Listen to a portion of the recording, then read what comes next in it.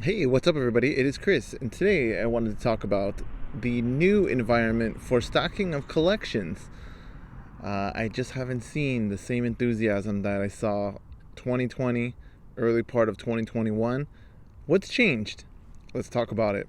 So, pre 2020, was barely getting into stacking, so was big into just getting weight under my belt because everybody talked about how important it was to have that 500 ounces of silver to protect you.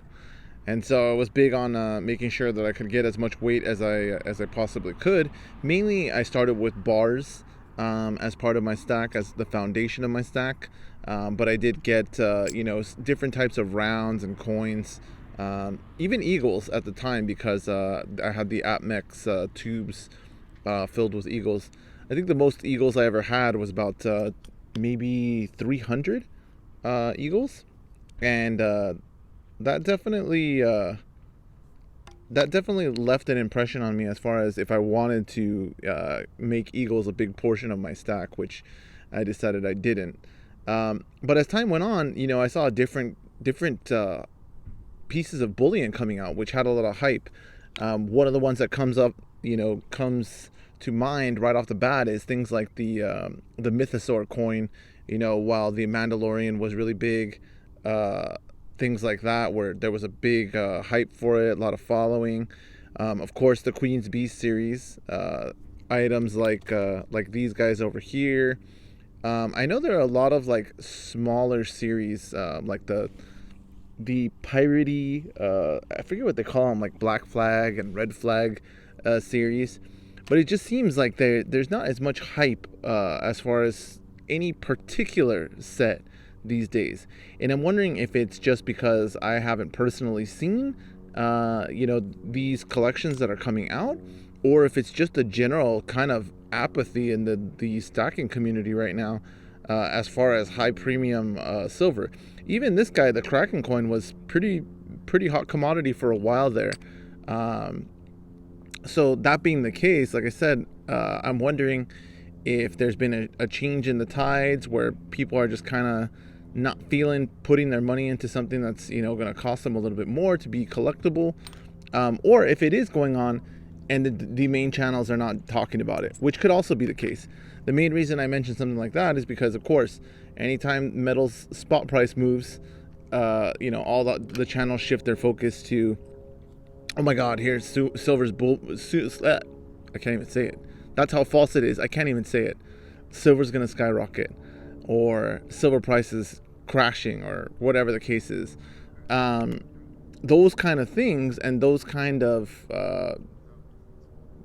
that kind of momentum in the market, even in the YouTube community, I think it is kind of detrimental because it kind of gets people's hopes up, and then they start to make plans around what they think is going to happen versus the reality that we don't know what's going to happen. We have no idea, especially on a short-term basis. There's just no rhyme or reason as to spot. If JP Morgan and Bank of America and the other banks decide that they want to spoof price, well, they're gonna do that, and there's nothing that we can do about it. And as far as like anybody being an ally for the stocking community, it's definitely not the bullion dealers. It's not the exchanges like APMEX and JM Bullion and these guys.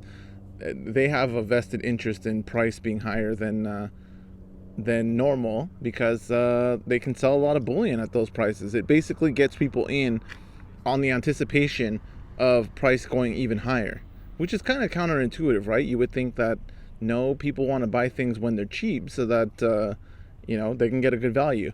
Well, no, the reality is that when there's hype in things, it brings people from the outside who've never considered getting some exposure to like metals or things like that, and tells them, just like crypto, it's proven people buy those things when it's going up as opposed to when it's going down.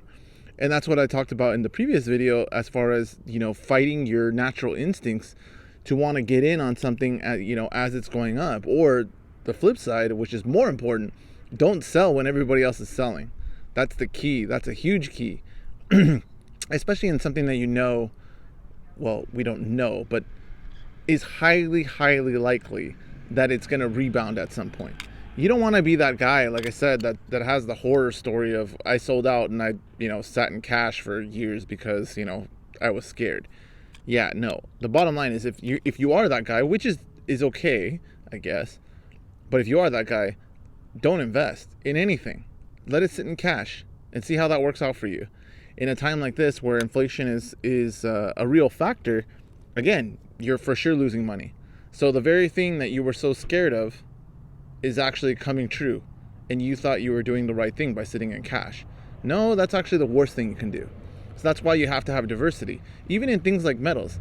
I myself always say, I think metals are a great way to teach yourself how to save money, because it is an investment in that it stops you from being your own worst enemy, as far as liquidating in a heartbeat when you see price go down and things like that. At the end of the day, when you actually pick up your silver, it makes it much harder to want to get rid of it, versus like a stock or an index fund or your crypto.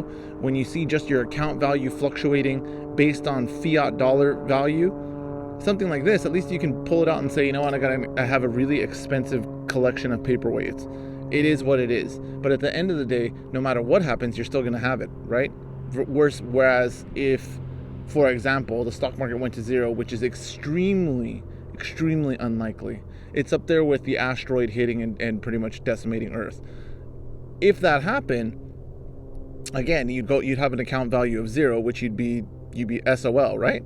At least with metals, you'll have something tangible that you can cry over, I guess, that it's worthless. Your pet rock, it becomes your pet rock collection.